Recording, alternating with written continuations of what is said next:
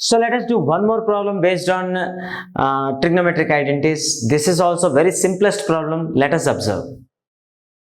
Say this, we need to prove that under square root secant square theta plus cosecant square theta equal to tan theta plus cot theta. Take this LHS first.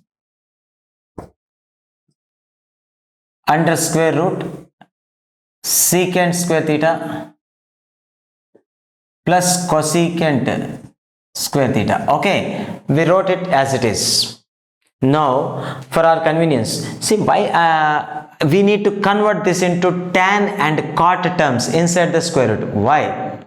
Because we need to obtain the answer in terms of tan and cot thetas, right? So we need to convert this secant square theta into tan and cosecant square theta into cot square theta, something like that. So how to convert it? For that I am giving you a hint that is totally based on what? Trigonometric identities. What is the second trigonometric identity? Secant square theta minus tan square theta equal to 1. Now if you take this tan square theta to this side, then secant square theta equal to 1. Here minus will be converted to plus tan square theta, right? This is first result we obtained for our need. The second one, last and third identity of trigonometry, that is cosecant square theta minus cot square theta equal to 1. Now bring this cot square theta to this side, then what happens? Cosecant square theta equal to 1, this minus will be again converted to plus and it will become, okay, 1 plus cot square theta. Okay, so therefore this is second expression which we need to solve this problem. See this here. So inside the square root, now secant square theta is written here. Now only we said that secant square theta can be replaced by 1 plus tan square theta. Put it down. 1 plus tan square theta, value of secant square theta. Now value of cosecant square theta can be written as what? 1 plus cot square theta. Write it down. 1 plus cot square theta, right? Okay, now just do another adjustment here. Tan square theta, write down first, plus cot square theta, next one, plus here 1 plus 1 would be how much? 2. Okay, write it down. Now again tan square theta, write it as it is.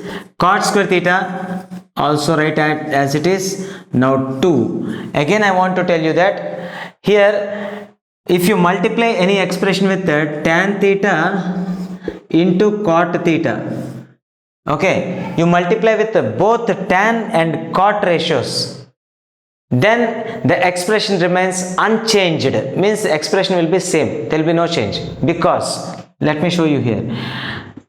Tan theta into tan and cot are reciprocals of each other or not? Yes. So therefore cot theta can be written as what? 1 by tan theta. So this is cancelled, we get 1. That means what? When we are multiplying any expression with 1, it will remain same, and value of these two, product of these two would be 1 only. So even though if you multiply with these two, product of these two, there will be no change. Understood? So we can multiply. So under the square root, we can multiply 2 with tan theta into cot theta. As we said that on cancellation of these two, again it remains same. So now we adjusted for our convenience to solve the problem. Understood? Now tell me, here if you observe, if you assume the tan theta as A and cot theta as B, then this is in the form of A square plus B square plus 2AB. So it can be further reduced, or it can be further written as what? Means A square plus B square plus 2AB is an expansion of what? A plus B whole square or not? So this also can be expressed as what? A plus B whole square, where A is what? Tan theta and B is what? Cot theta to this whole square. And as you know that square and root get cancels. Now what is left over? Tan theta plus cot theta. I think we obtained our RHS part. So we obtained our RHS. So taking LHS, we got RHS. So that means LHS value will be equal to what? RHS. Hence the problem is proved. Our required result we got. Understood? Like this we have to do.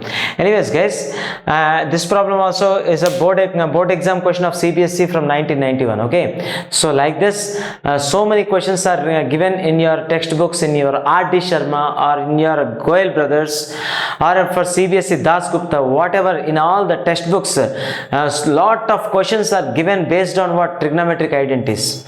Solve them, you'll definitely be expertised.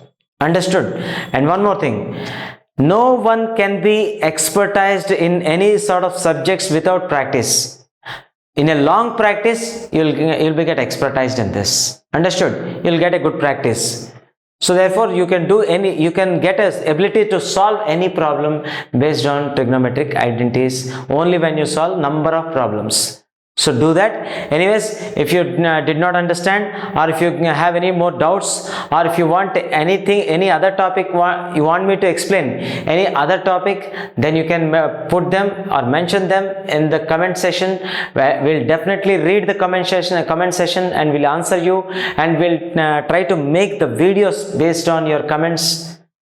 That's it.